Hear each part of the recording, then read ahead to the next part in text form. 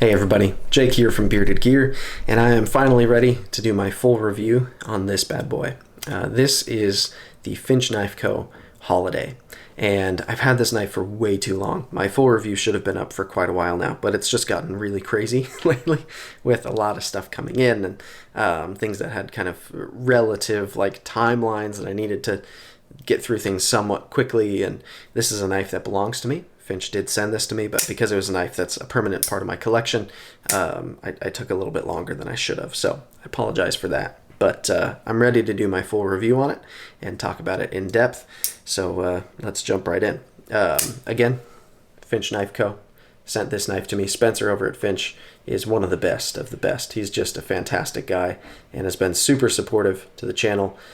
So I will have links down below to Finch Knife Co. and all the places that you should look for them, and check them out if you haven't, or if you have, just see what they're up to on their site. I know now there are some teasers of some upcoming models that look really exciting, to me at least. So if you're interested in seeing some of the stuff that's in the pipeline, you can check that out there. But yeah, check out the links below for Finch because they are superb. Some of the best. All right, so the Finch model lineup currently, as it stands right now, there's the Runtley. That is the first knife that I ever got from Finch. I got the Yellow Belly, one of the first ones that they did, which was really cool. That was actually when they were still doing them in N690. Now they're all in 154 cm. But yeah, so I have an N690 Yellow Belly Finch Runtley, and then I ended up getting a Takuna. I ended up getting a 1929. I ended up getting another Runtley, another 1929, and then I got the Holliday, and now the Cimarron as well, which I'm actually going to be shooting my full review on right after this, so I'll be wearing the same shirt. But yeah, so I have at least one of every model that is currently out to market for Finch knives. The Runtley and the Takuna I know were made by Best Tech. This one and the 1929 I know were manufactured by QSP, and I believe that the Cimarron was manufactured by QSP as well, but I'm not positive on that one. This one and the 1929 seem like they're kind of the same build, so it's really easy to tell these are the two that come from QSP. The Cimarron, I'm not sure, because it's a G10 one. It could be, I don't know, I think it's QSP as well. Not sure, but anyway, this one is made by QSP. And so this one, anatomically, we're looking at a blade in 154 cm that has this really cool hand rub finish on it. We've got Finch stamped right there, or engraved, I should say, laser etched. And then on this side, we've got the steel marking. It says 154 cm and Holliday, which is the model name, of course. This one is named after Doc Holliday. If you have not watched the movie Tombstone and you're not familiar with Val Kilmer and his performance as Doc Holliday, then you should find a way to watch it right now. It is one of my favorite movies ever made, and so that makes this knife so much more exciting. This knife, in terms of its pattern, from what I understand, I'm not a traditional knives guy, but I believe this is like the pharmacist knife pattern, and Doc Holliday was a dentist, and so he would have, logically, it could make sense that he would have had a knife somewhat like this in his pocket, at least in terms of the pattern on it. However, this is a very modernized build, and Finch is fantastic at that. They do these really cool things where they take kind of traditional patterns and then they make them flippers on bearings with modern materials, and they still get this cool kind of like soul of the traditional pattern, but they're like modern flair, super fun. So I like that that's been done here. So yeah, 154 cm up front. Sorry, I got off track. And then we have a steel bolster lock. So these bolsters are going to be in black micarta on this version. There have also been some in wood, some in bone, and knowing Finch, I'm sure they're probably not done with the list of materials. It'll go on and on. And then here we have the Finch kind of crest, which is done in lume, which you typically see in watches. So if you kind of charge this in the sunlight and then go somewhere dark, this will actually be illuminated and glowing, which is really cool. So yeah, black micarta, that's kind of a polished finish. Feels very smooth to the touch, about as smooth as the steel, frankly. So yeah, really nice, smooth handle with a cool look to it. On this side, we've got a pocket clip, which I believe is titanium, milled, looks good. Not super deep carry, but comes to, yeah, it's pretty deep. Like the line is really about there. So not too much sticking out of your pocket there. And because it's a bolster lock, you can see it's basically a frame lock, which has a bolster over part of the frame lock arm. So this does not have a lock bar insert, but it's a steel frame lock. So you don't really need one because it's already steel on steel, which is cool. It does have a ceramic detent. Internally, there's no milling. Really, there wouldn't be that much depth to do that because these micarta bolsters or scales on the outside have really reduced most of the knife to kind of a regular liner thickness. So yeah, nice, relatively thin-ish blade stock. Not crazy thin, but a good, excellent kind of not too thick, not too thin, right up there. So that's what we're working with on materials. Let's just kind of go through the list of what I typically talk about, and I'll just go through carry, cutting, ergos, and action, and we'll get down into the weeds about this guy a little bit. So yeah, I've had this knife for over a month, maybe 2 months now, and I've carried it a good amount of times, at least 10, 15 over the last period of time that I've had it. I've actually found, even though this is a bigger model for Finch, I've still typically carried this as a secondary.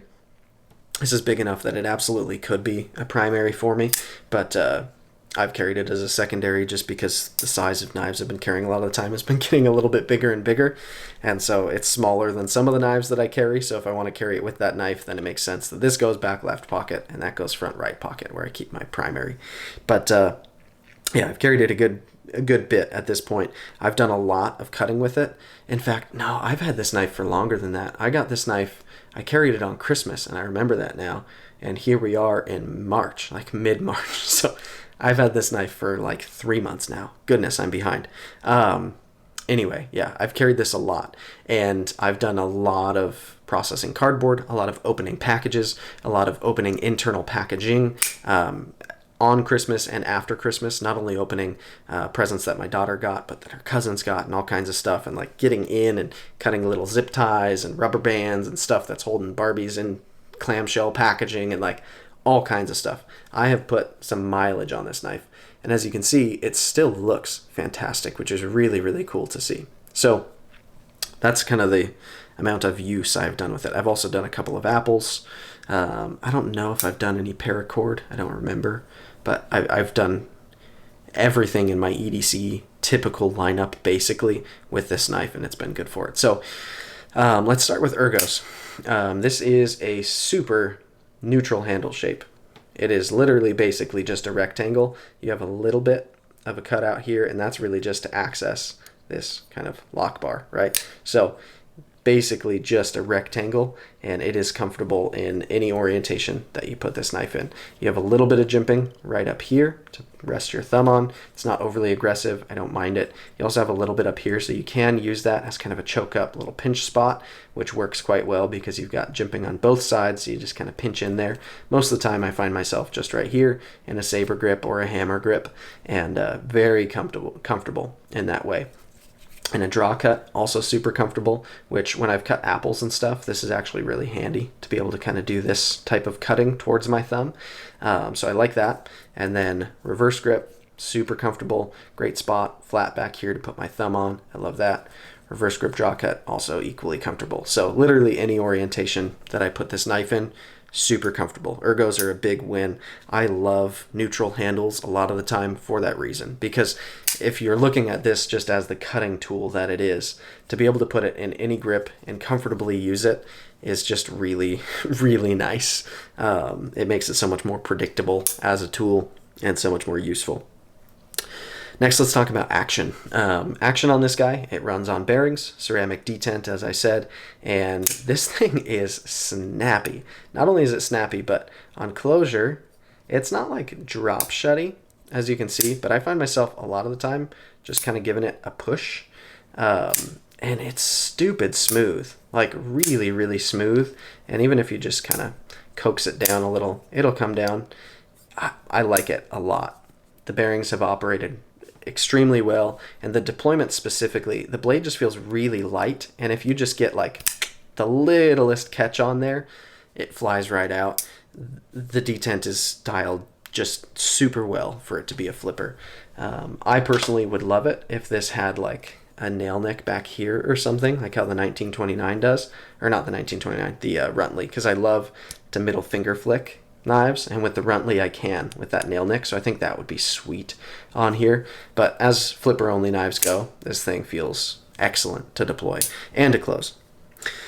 Let's talk carry for a second. So being a steel kind of body construction here, this knife isn't super light. It's not crazy heavy either, mostly just because the size isn't overwhelmingly large, but it's not like a featherweight knife, and it's not meant to be. It feels kind of more traditional, I think, because it is a little bit hefty. Like most traditional knives that you hold, old slip joints and backlocks and stuff, they weren't really lightweight. They were making them out of brass and stuff. So like this, the weight feels kind of appropriate for the type of design that it is. But in pocket, it's very pleasant. As I already said, this, for not being a deep carry clip, carries quite deep. I don't have any issues with how deep it carries. I would love it if it was a deep carry that went all the way to the butt end of the knife, because that's my favorite. But as milled clips go, this one's super functional. In and out of pocket, it's fine. Plenty of clearance for any like thickness of pants that I've worn. And back left pocket, it's nice and slim, so it's very comfortable there. Front right pocket, same thing. It's just, this isn't going to be a fifth pocket knife. It does not fit in like the little coin pocket thing, but carrying it like a normal size knife that it is, it's great. The profile being so slim and it just kind of being nice and smooth all over too. Like it's pleasant to have in pocket. Not a featherweight. It's not trying to be a bug out killer, but it feels very good in pocket. So I like the way it carries. And then cutting, I've really kind of already gone over when I talked about how much cutting I've done with it. But yeah, the cutting performance has been impressive to me. This full flat grind gets down to be nice and thin down behind the edge. The 154 cm has done excellent for me. I have stropped this knife one time, but I haven't sharpened it, and it stropped right back to sharp very easily.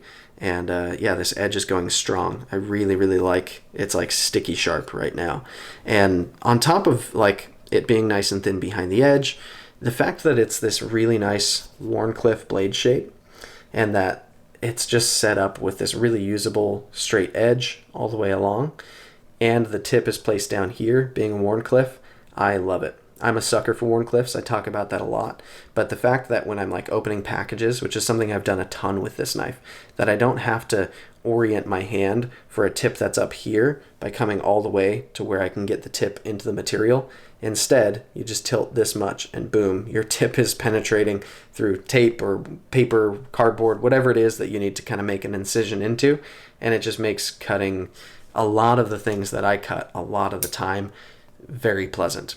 Plus, it's a nice precise tip, and it's not super thick at the tip. So because it's just a nice precise, like can kind of point it wherever I want it type of tip, it's really good for like literally, I open a lot of Barbies and like little girl toys. That sounds weird, but I have a 6-year-old daughter, and so she gets a ton of toys, and to open like little internal stuff, they put like these little clear rubber bands around a bunch of kids' toys these days, and if you're not careful, you end up like cutting the toy. And I don't want to like chop the hand off of the Barbie, I just want to cut the rubber band. And so to have a tip set up like this, I love that. It's really, really pleasant to use.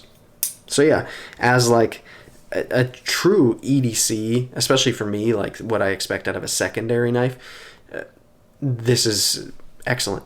It's truly just a very, very good knife for it. And the fact that it's got a fun action, that it's comfortable to hold, it kind of all comes together. And it has this charm to it, being this traditional knife and being called the Holliday and feeling a little bit like your Doc Holliday while you're carrying it in some sort of way, at least for me, is exciting. Like literally, as soon as I was old enough for my dad to let me watch the movie Tombstone, which was arguably too young, I watched that movie all the time. We had it on VHS, and I a couple times a year at least would watch it growing up, and I just loved it. I loved everything about that movie, and specifically Doc Holliday, as portrayed by Val Kilmer, was just like the coolest.